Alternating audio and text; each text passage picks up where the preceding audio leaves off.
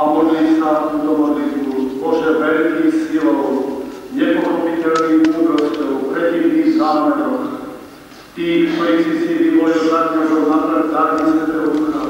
aby boli dôstojní a bezúhodní prinášať ti novozákonnú žертву a ohlasovať evangelium tvojej pravdy. Bože, veľký silою i neisledovaný razumom, divný v bosovitých páče synov človečeských, sám Vladyko si ich, že blahovolil jesi na prezbiterský vzetý stepen i spolni sviatá od ducha darov,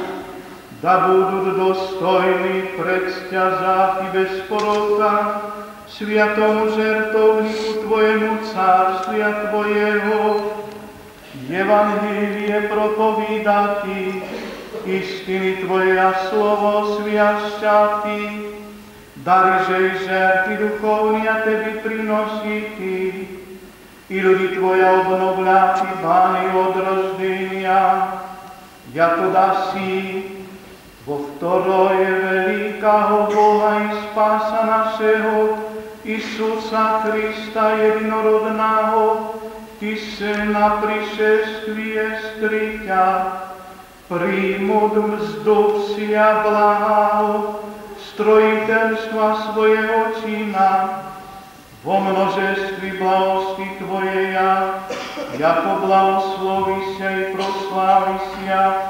prečestno jej veľkolipoje imia Tvoje,